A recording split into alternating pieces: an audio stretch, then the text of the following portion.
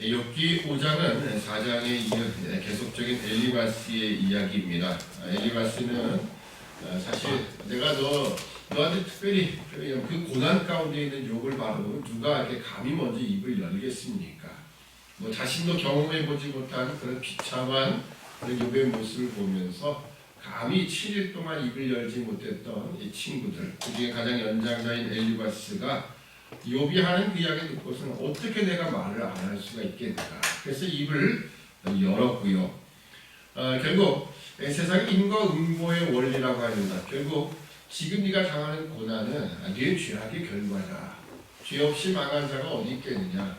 그런 이야기. 결국 인과 응보의 원리를 가지고 욥의 고난을 해석을 하게 됩니다. 더군다나 그는 자신이 보았던 그러니까 계시라는 것이 내가 보고 싶다고 보는 게 아니라 누군가 나에게 찾아왔어요. 이게 전능자겠죠.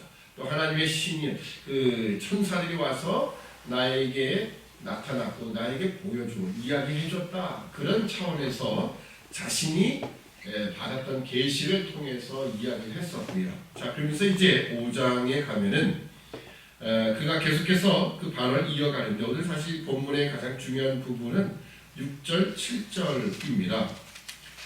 재앙은 티끌에서 일어나는 것이 아니요 고난은 흙에서 나는 것이 아니라 인생은 고난을 위하여 난다니 불티가 위로 나름 같으니라. 이 재앙은 티끌에서 일어나는 것이 아니다. 고난은 흙에서 나는 것이 아니다라는 것은요. 여러분 땅에서 무언가 났을 때는요. 풀이 아니면 곡식이 난다. 채소가 난다. 뭔가 뿌렸기 때문에 씨앗이 들어가니까 나는 것이지 아무것도 없는 상태에서 흙이 뭘 만들어낸다 그런 건 없습니다. 물론 우리는 우리 눈에 보이지 않아서 가만히 있어서 흙에서 뭐가 계속 자라나오는 것처럼 보이지만 실제로는 씨앗이 날아가기도 하고 또 파묻혔던 씨앗이 새로 발화가 되어서 풀들이라니 또는 무언가 나오는 것이지 아무것도 없는 것에서는 절대 아무도 나지 않습니다. 요즘 보면 이렇게 공사장들이 많죠. 그 주위에 이제 개발한다고 보면은 그 개발해서 위에는 흙을 다 걸어서 안에 걸 파내면 안에 전부 다 보면 이렇게 황토 들이라고요. 정말 거기는 아무것도 없을 것 같아요. 근데 이제 그 시간이라면 어떻습니까? 거기에도 어디선가 씨앗이 날라와서 또 거기서 풀들이 자라나고 이런 현상이 다 보이더라고요. 그런 것처럼 반드시 고난과 이런 이 모든 어려움들은 재앙은 바로 뭔가 뿌려진 것이 있으니까 난다 그런 겁니다. 7절 하반에는 불티가 위로 나는 것 같다. 밑에 불이 없는데 여러분 불티 알지 않습니까? 이렇게 조그맣게 하나씩 타올라가는 거. 그 불티가 밑에 불도 없이 어떻게 날아갈 수 있겠는가? 빨갛게 올라가는 그런 모든 것이 다 뭔가 원인이 있다, 이유가 있다라는 겁니다. 그래서 인생은 고난을 위하여 난다니라고 하는 것은 우리 인생의 연약함, 결국 우리 인간은 죄를 가지고 태어나고 그 죄로 인하여 결국은 이런 고난이 올 수밖에 없는 연약한 인생이다. 너도 거기서 다르지 않다 그런 이야기를 하는 겁니다. 저를 다시 한번 앞절 1절을 돌아가 보면요. 부르짖어 보아라. 내게 응답할 자가 있겠느냐. 거룩한 자 중에 내가 누구에게로 향하겠느냐. 자, 부르짖어 보아라 라고 하는 것. 지금 사실 욥이 3장에 와서 자기 생애를 저주하고 멸망의 날이 되었으면 그런 이야기, 차라리 죽었으면 이런 이야기를 했지 않습니까? 그래 한번 부르짖어 봐라. 근데 네 지금 하는 이야기, 죄 중에 고통받는 그 이야기를 누가 듣게 되냐? 거룩한 자 중 천사들이라도. 이미 앞장 4장 18절에 보면 천사들도 이미 타락된 존재다라고까지 이야기를 합니다. 타락된, 하나님 믿을 만한 존재가 못 된다라고 하는데 과연 네가 네 부르짖음에 누가 응답할 수 있겠는가? 결국 너는 지금 죄악으로 인한 고통을 받는 것이기 때문에 그 누구도 너에게 응답할 자가 없다라는 이야기를 하는 겁니다. 자, 2절도 보면 분노가 미련한 자를 죽이고 시기가 어리석은 자를 멸하느니라. 여기 지금 분노라는 것, 지금 욥이 3장에서 하는 이야기가 상당히 격분해서 했던 이야기로 보여집니다. 지금 엘리바스는 그 이야기 듣다가 얘가 지금 그렇지 아무리 그래도 그렇지 자기의 생일을 저주하고 그리고 이 하나님 창조한 이 모든 세계를 역행하는 그런 말을 하다니 상당히 그 마음속에 내가 그래서 입을 열지 않을 수가 없구나 이렇게 해서 이야기하는 거거든요. 그 분노가 지금 욥이 지금 그 분노 가운데 있었다라고 얘기합니다. 제가 주석들을 여러 개 보면서 이런 표현들이 많더라고요. 3장에 있었던 그 욥의 그 자기 생일을 저주하고 자기 난날을 그 멸망의 날이었으며 이런 이야기를 보면서 그래서 그 모든 이야기 가운데 하나님을 향하여 원망하진 않았다 뭐 이렇게 해석을 하고 있더라고요. 그러니까 어떻게든지 욥을 좀 잘 포장하고 싶은 마음이 이렇게 느껴지더라고요. 근데 꼭 그럴 필요는 없습니다. 네. 왜냐면 욥을 뭐 잘 포장해서 뭐 얻어지는 결과가 뭐겠습니까? 사실 성경이 요구하는 건 그게 아니에요. 욥도 어떻게 보면 그런 상황 속에 놓였을 때 그 고난의 뜻을 이해하지 못하고 다 터뜨릴 수밖에 없는 거죠. 우리도 뭐 그런 경우가 많지 않겠습니까? 물론 신앙이라는 것이 영원한 하나님의 뜻을 바라보고 그 뜻 앞에서 우리가 내 신앙의 삶의 모든 고난들을 이해하고 또 그것을 받아들이고 또 앞으로 나가는 것이 맞습니다. 어떤 면에서 욥보다는 우리가 훨씬 더 나은 신앙의 자리에 있는 것 틀림없어요. 왜냐하면 욥은 성경이 있기 전 사람이에요. 오직 하나님을 온전히 경험하지 못했을 때 이런 이야기 아니겠습니까? 우리는 이미 그것을 다 보고 있는 사람이에요. 그러니까 훨씬 더 우리는 신앙적으로는 성숙한 자리에 나아갈 수 있는 가능성이 훨씬 더 많지요. 그러면서 우리가 욥을 좀 이해할 필요는 있습니다. 자, 그래서 이제 그 3절부터 5절까지는 자신의 경험을 토대로 어떻게 보면 욥을 좀 빗대어 이야기하는 부분입니다. 내가 미련한 자의 뿌리 박는 것을 보고 사실 이 미련한 자를 지금 욥을 빗대어서 하고 싶은 이야기입니다. 근데 자신의 경험, 다른 경험을 이야기하면서 하는 거죠. 내가 미련한 자의 뿌리 박는 것을 보고 그 집을 당장에 저주하려라. 미련한 자가 뿌리 박는 것이라는 건요. 결국 이 욥처럼 그 미련함을 통하여 하나님이 이 세상에 내렸던 인과 응고의 법칙처럼 자신의 죄 때문에 그런 징벌이 오는데도 그걸 깨닫지 못하고 엉뚱한 데 화풀이하는 분노를 나타내는 마치 욥과 같다.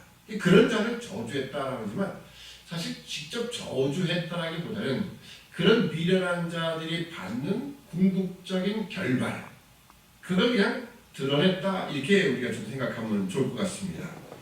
그래서 이 미련한 자의 뿌리 박는 것을 보고 그 집을 당장에 저주하여라. 그 자식들은 평안한 데서 멀리 떠나고 성문에서 눌리나 구하는 자가 없으며 마치 욥의 자식들이 죽었던 모습을 보는 것 같죠. 성문에서 눌린다. 집안에 대풍이 불어서 기둥들 침으로 무너져서 죽지 않았습니까? 뭐 그런 상황들을 지금 비슷하게 표현하는 거죠. 그 추수하는 것은 줄인 자가 먹되 가시나무 가운데 있는 것도 빼앗으며 올무가 그의 재산을 향하여 입을 벌립니다. 욥이 모든 재산을 다 잃었던 것, 마치 어떤 미련한 자가 뿌리 박는 것, 그 죄악의 뿌리가 계속 깊어지는 것을 보고 내가 그런 저주했던 경험을 지금 욥에게 빗대어 이야기를 하는 겁니다. 그래서 아까 처음에 우리가 봤던 6절, 7절에 있는 것처럼 고난, 재앙은 이유 없이 절대 있지 않다. 인과 응고의 원리죠. 반드시 어떤 결과가 있다면 그 결과가 있게 만든 원인이 있다. 그 원인 바로 너에게 있다. 네가 죄를 졌기 때문에 그럴 것이다 라고 이야기를 하는 겁니다. 자, 그래서 8절 이하로부터는 하나님에 대한 이야기를 하게 됩니다. 이 하나님에 대한 이야기는 결국 너 하나님께 돌아가라 그 이야기를 하고 싶은 것이죠. 그래서 하나님은 어떤 분이신가를 소개하고 있는데요. 자, 8절 보면 나 같으면 하나님께 구하고 내일 하나님께 의탁하리라. 그러니까 3장에 보면 여기 하나님을 언급하지 않죠. 아까 제가 주석 어떤 분을 이렇게 어떤 주석에 나와 있는데요. 욥이 하나님에 대해서 원망하지 않았다. 뭐 이렇게까지 표현하지만 하나님이 없어요.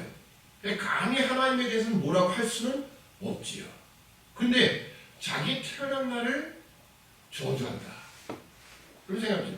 여러분 우리가 이 세상에 태어나는 것이 그냥 뭐 이 세상에 우연히 그렇게 우리를 고백합니까? 아니요. 하나님이 우리를 이 땅에 보내셨다. 그렇죠?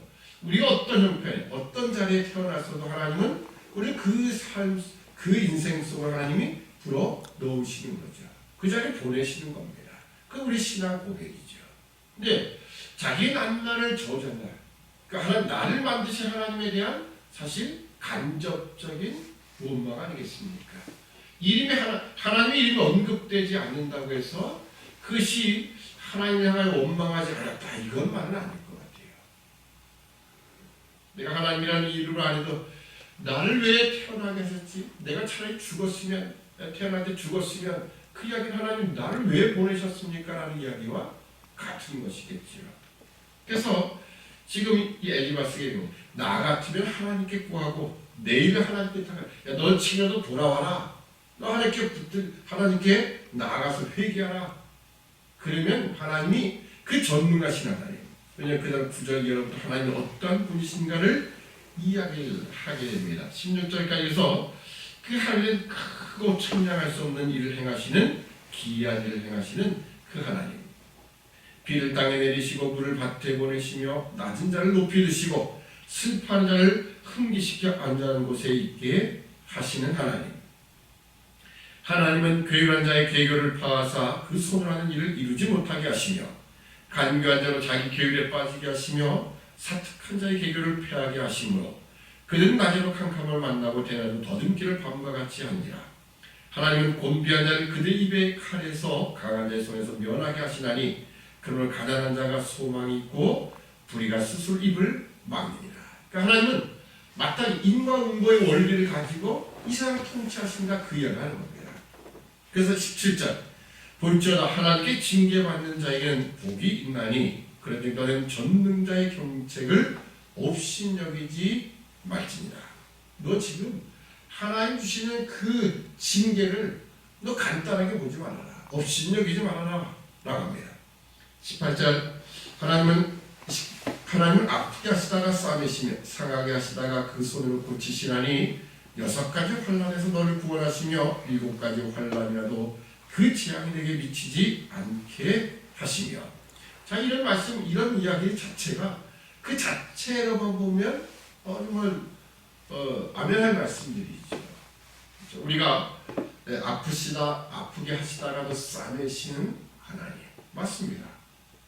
그리고 6가지 환난에서 너를 구원하시며 7가지 환난에도 그 재앙이 내게 미치지 않게 하시는 하나님이다. 얼마나 이 아멘한 그런 말씀 아니겠습니까? 근데 이게 전체적인 상황에서 놓고 보면, 전체적인 그림에서 놓고 보면 지금 엘리바스가 하는 이야기는 욥에게는 해당되지 않는 이야기다라고 하는 겁니다. 그러니까 욥이 지금 무엇 때문에 고난을 받고 있느냐? 그건 하나님의 징계가 아니라는 거죠. 그러니까 하나님이 욥에게 뭔가 더 큰 것을 만들어내시기 위한 하나의 과정들일 뿐이지, 이것이 무슨 그의 죄악이나 그 죄로 인한 고난이다 이런 차원 아니야. 근데 엘리바스는 그런 차원에서 지금 이런 이야기를 하는 거야. 야, 너 빨리 하나님께 돌아가라. 회개하라. 너 죄를 갖다 고백하며 가. 너 왜 네가 죄인인 걸 모르냐? 네가 죄진 걸 왜 모르냐라고 하는 차원에서 이야기를 하는 겁니다. 그 자체가 사실 욥에게는 맞지 않다라는 거죠. 계속해서 그런 이야기가 이어지지만 결국 이 27절에 보면 볼지어다 우리의 연구한 바가 이 같으니 너는 듣고 내게 유익된 줄 알지니라. 아마도 7일 동안 이 욥이 어떻게 이렇게 고난을 받을 수 있을까? 왜 욥의 삶에 대해서 이미 이 친구들도 많이 교제가 있었으니까 알지 않겠습니까? 또 소문이 있겠고요. 뭐 주변 사람들의 이야기가 있을 테니까 아마 다 알 겁니다. 욥이 어떤 사람인지. 그럼에도 불구하고 이런 고난을 받는 거 보면 뭔가 우리가 알지 못하는 엄청난 죄악이 있을 거라는 생각을 아마 그 7일 동안, 물론 그 친구를 욥을 위로하기 위해서 왔으니까 뭔가 그런 생각을 갖다가도 아마 그걸 많이 생각하고 연구했던 것 같아요. 야, 도대체 이 정도 고난을 받으려면 얼마만한 죄가 있을까? 뭐 그게 뭘까? 계속 뭐 생각을 했던 것 같습니다. 그래서 우리 연구한 바가 이 같으니 너는 듣고 내게 유익이 될 줄 알지냐, 이렇게 이야기하고 있는 겁니다. 그래서 제가 이제 이 말씀 전체를 보면서 마지막 주보에 제가 한계성에 관한 이야기를 좀 몇 가지 아주 간략하게 적었습니다. 제목만 적었는데 인간의 한계성이라고 해서 제가 제목을 붙였습니다. 인간이 특별히 이렇게 누구에게 충고한다든지 그럴 때 우리 인간이 가지는 한계성을 늘 우리가 좀 생각해야 됩니다. 첫 번째는 뭐냐? 우리 경험의 한계성입니다. 지금 이 엘리바스는 자기가 나이가 많다, 경험이 많다. 그러니 내가 가진 경험이 다다. 이런 생각을 가지는 겁니다. 우리 인간이 가지고 있는 이런 오류 가운데 하나지요. 내가 경험한 것, 내가 살면서 경험했던 모든 것들이 마치 다인 것처럼 생각해서는 안 됩니다. 거기에도 한계가 분명히 있다는 거예요. 우리 욥의 경우가 그렇잖아요. 엘리바스가 지금까지 세상의 인과응보의 원리 속에 살아가던 그 모습으로는 도대체 그 경험상으로는 이것이 해석이 안 되는 부분이 있다는 거죠. 우리 언제나 내가 가진 경험이 절대적이다, 이게 전부다 라는 그런 한계, 그것이 아니라는 그 한계성을 언제나 우리가 기억을 해야 됩니다. 두 번째는 바로 지혜의 한계성입니다. 엘리바스는 자신이 가지고 있던 전통적인 지혜죠. 그게 바로 세상의 인과응보의 원리입니다. 세상 사람은 다 그렇게 살아가요. 그래서 그 원리를 바로 이것이 나의 지혜다. 이것은 나만이 아니라 계속 세상에서 내려오는, 조상 때부터 내려오는 지혜다라고 생각합니다. 근데 그 지혜도 하나님의 지혜 앞에서는 사실 아무것도 아니죠. 그리고 언제나 우리는 겸허한 자세를 가져야 돼요. 우리가 가진 세상적인 지식들, 인간이 쌓은 모든 지식들, 지혜들은 이게 한계가 있다라는 것을 우리 인정할 수 있어야 됩니다. 셋째로 계시의 한계성입니다. 이미 4장에서 엘리바스는 자기에게 임한 계시를 언급을 했지요. 근데 여러분, 계시라는 것이요, 특정한 상황에서 또 특정한 사람에게 임한다 하죠. 그 특정한 상황에 제한될 수밖에 없는 겁니다. 모두에게 똑같이 그게 적용될 수 없는 것도 분명히 있는 거예요. 그게 계시의 한계성입니다. 간혹가다 교회 우리는 없지만 어떤 너무 좀 실력파 쪽으로 나가는 데서는 정말 계시가 누가 받은 계시가 더 큰가라고 경쟁하듯이 그럴 때가 있어요. 그게 아니라 우리는 언제나 내가 받은 계시들, 이 모든 것이 설령 받을 수 있게 하나님 말씀하실 수 있을 겁니다. 그래도 언제나 가장 큰 계시인 성경에 비추어서 이게 맞느냐, 그 원리에 맞느냐를 늘 확인해야 돼요. 그게 없으면요, 우리는 계시의 한계성에 부딪히게 되는 겁니다. 오늘 엘리바스가 그런 거예요. 물론 그때는 성경이 있을 때가 아니었기도 하지만 언제나 우리는 이걸 통해서 계시도 한계성이 있다. 언제나 완전한 계시인 성경 말씀에 근거를 놓고 기준을 놓고 우리가 언제나 그 계시를 확인해야 된다는 것을 확인하는 겁니다. 넷째로 보면 충고의 한계성이 있습니다. 그러니까 우리는 그 사람의 그 환경, 그 사람의 고통을 다 이해하지 못한 채 우리는 충고할 수 있다는 거예요. 앞에 있던 것처럼 내 경험과 내가 받은 계시들, 또 내가 가지고 있는 지혜, 이걸 따라서 충고할 위험성이 있거든요. 그래서 우리는 충고의 한계성이 있음을 기억해야 됩니다. 오히려 이 충고가 그에게는 위로가 되기보다는, 고쳐서 더 좋은 길로 나가기보다는 오히려 질책과 그러한 좌절에 빠질 수도 있게 만들 수 있다는 거예요. 오늘 지금 엘리바스로 시작한 그다음에 빌닷의 소반, 이런 사람들 하는 이야기가 전부 그랬던 거예요. 우리가 그것을 기억하며 우리가 언제나 충고라는 것에는 한계성이 있다. 어떻게 보면 우리는요, 그를 사랑하는 마음 속에서부터 출발해서 그게 어려우면 그냥 기도해 주는 것이 더 나을 수도 있을 겁니다. 그래서 우리가 이런 인간의 한계성을 다시 한번 확인하며 언제나 또 우리 성도들 향하여, 우리 이웃들, 친구들 향하여 늘 기도하는, 사랑의 마음으로 기도하는 우리 모두가 되어야 할 것입니다. 기도하겠습니다. 사랑의 아버지 하나님, 은혜와 사랑을 참으로 감사합니다. 오늘 엘리바스의 이야기를 통하여 우리 인간이 가지는 한계성을 우리가 확인해 봅니다. 오늘 욥에게 당한 그 모든 고난들을 이해함에 있어서 인간이 가졌던 모든 이 지혜와 지식들, 경험과 계시들, 이 충고들은 분명히 한계성이 있음을 우리가 확인해 보았사오니 우리가 다른 사람의 모든 잘못된 모습들, 고난 속에 처했던 모습 속에서 남의 눈 속에는 티는 보고 내 안에는 들보를 깨닫지 못하는 어리석음이 있지 않도록 도와주시되 우리가 언제나 사랑의 마음을 가지고 기도를 돕는 우리 모든 믿음의 백성 되도록 도와주옵소서. 감사하며 예수님의 이름으로 기도드립니다. 아멘.